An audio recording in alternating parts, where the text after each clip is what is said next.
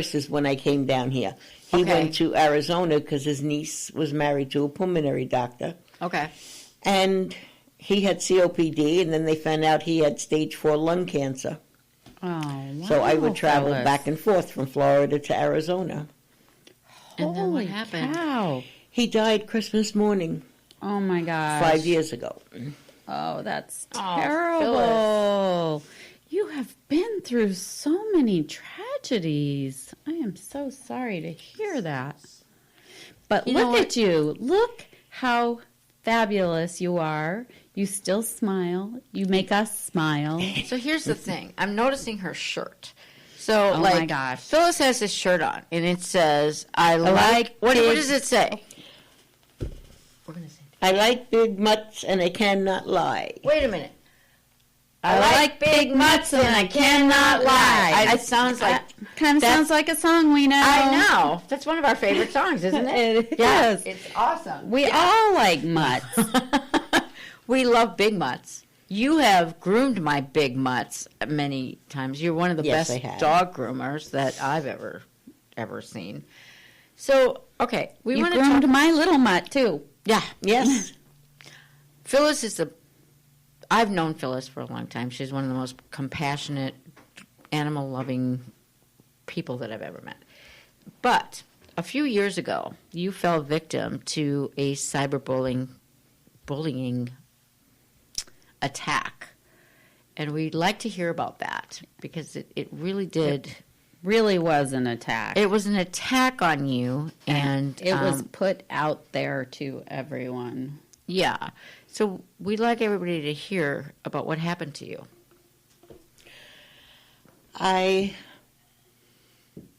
In the storm, one of my groomer's husbands died, so she had to go and bury him back to Rhode Island. I hired this young girl. She worked for me 9 days, 3 days a week for 3 weeks. This one little toy poodle, I don't know what happened. I was not in the room. He wound up with a fractured jaw. Mm.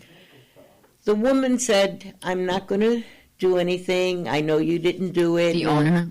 I wasn't in the room. Okay. The groomer might have picked him up. He already had periodontist disease, which made him a very fragile jaw.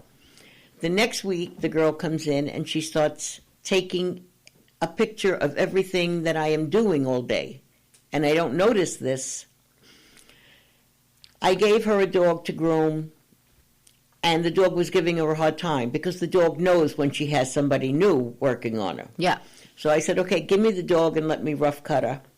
I did her face. What does rough cutter mean? Rough cutting is when you get the haircut. You do the face, you do the feet, you do their privates, you brush them out, you cut their nails. That's rough cutting before their complete grooming and their bath. Okay. I get the dog, I do all of those things. I look at the ears, and the dog has got a chronic yeast infection. I mean, very bad.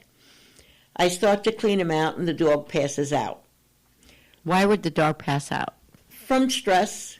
Okay. It was stress. So is that common? Yes, it is. I have a few dogs that do that. I have one that I call a diva. The minute you put water on her, she passes out. Nobody will give. Oh my gosh. None of my groomers will give her a bath because she scares them. So it's common that a dog passes out. Okay. Yes. Okay. So I clean out the ears. What you don't see in the video that she took. What video? Wait, she took a video standing behind a bigger dog. She took a video of me putting a muzzle on a dog earlier that day. She took a picture of everything I did. So anyway, she sees the dog. You don't see me take the noose off the dog. And I hold the neck and head steady while I give it a fast shake. And the dog comes back. If it does not come back, then I do CPR, which I'm certified in. So this is a common thing that you've done often. So we want to just establish that is a common thing. Mm-hmm. Okay. And she's certified in it. I'm so certified she knows in what CPR. she's doing. I'm a vet tech. Mm-hmm. My specialty was little toy poodles and things, hypoglycemic. That was my specialty. Okay. But what you don't see in the video is me taking the noose off and all that. She took the video. She stayed all day. She collected her pay, and she went home like she was my best friend. At the end of the day, I sat down, and I checked my emails and my Facebook and everything, and I see this video, and I don't know what's going on. She put it all over the video, all over everywhere. She showed it on Facebook, everywhere. So what part could we not see, and what part did you see that made it look worse? You don't see me take the noose off the dog. You don't see the beginning of this thing. You just see me do this. Kind of like... Hold the neck and do a fast shake. The same way you would shake a little puppy that can't breathe. So the video appeared that you were shaking the dog, but it was just... No, she tells you I'm shaking the dog and slamming the head to the table. That's not what I was doing. No. It doesn't say that you were... the dog, passed out, fainted? That's what I said when one of the TV stations interviewed me. I said that. But what she tells you on the video is what people believe. So the video goes viral. I'm a witness to this. I saw the video go viral. I know you. You've groomed my dogs. You love animals, and so all of the animal advocates believe that they see the wrong things. And then what happens? I got death threats, phone calls. I had to take my landline out. They paraded in front of my store. They got a petition. What about the news? I saw that on the news that they were parading in front of your store. In fact, the day I took my dog there was someone outside that said something, and my fiance said something to them that she would never do that, and she's not what you think she is. And I'll have to say, I wrote a defense on Facebook, and I heard the people that responded were the worst, horrible people, the responses. So, okay, so what happens? Then you get, so now you're accused of animal abuse. Right, and I get a lawyer, and we fight this for 22 months.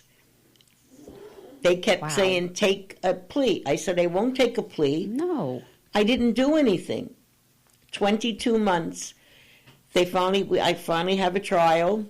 They put her on the stand. And she goes, I don't remember what I said 22 months ago. Of course she doesn't remember.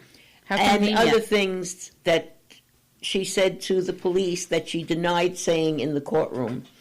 It took the jury 30 minutes to come back and say, not guilty. Yay! Yay! And we know you're not guilty. Because we know that you love animals. And the jury knew that the girl had no clue what she was talking about. And I had 8 customers there on a rainy morning at 8 o'clock in the morning to testify for me. Which is amazing. So what's going on now? How have things progressed? How long ago was that? I won the case last August. Yep. So it's been over a year now. And how is your business doing?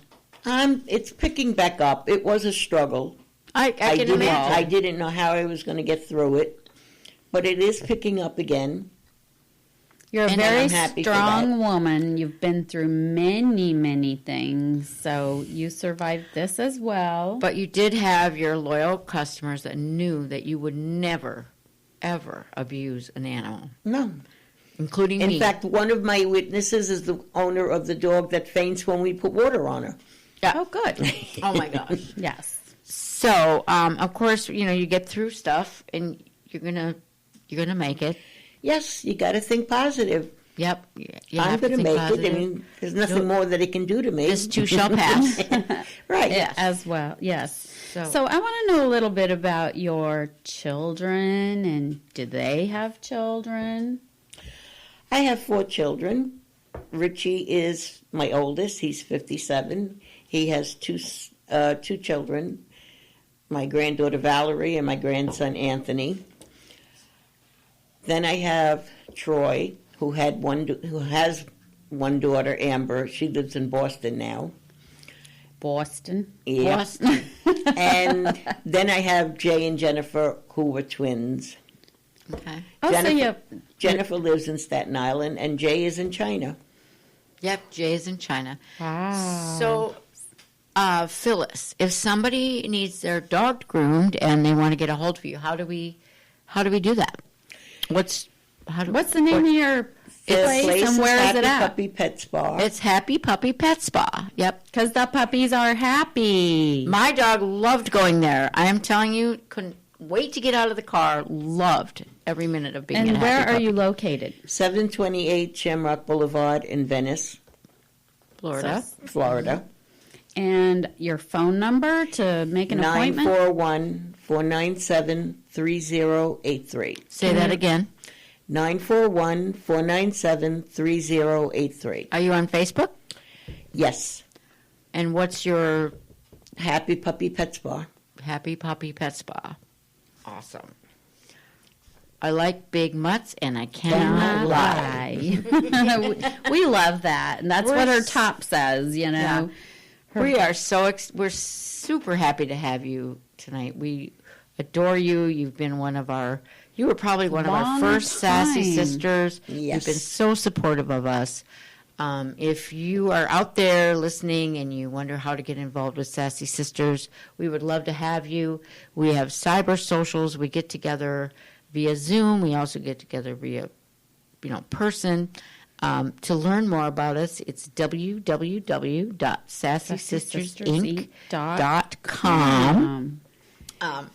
You'll see pictures of me and Kim, and also fun pictures of us at our socials. We don't have meetings because meetings are boring. So we have socials, and our tagline is Spirited Networking for the Professional Woman. And why is that our tagline, Carrie? Well, I think it's the operative word, spirited. So, we do believe in, wine is a good thing. If you are nervous about networking or, intimidated, I think this is the group for you. We surely make you feel welcome. We welcome you with open arms and, we have a welcome glass you of wine. We welcome you when you come in. There's some giggling involved. Introduce you to people. You don't go stand off in the corner by yourself. Never. We make sure that is our biggest goal, to make sure everyone is comfortable when they're around us. And we make sure that when women like, let's say Phyllis, is going through a tough time or anything, we are there. We surround you with love. We hug you. We support you. Phyllis was a victim of cyberbullying, and we will not stand for that. We love her. So, anyway, you're listening to Society Bites Radio, and we are the Sassy Sisters.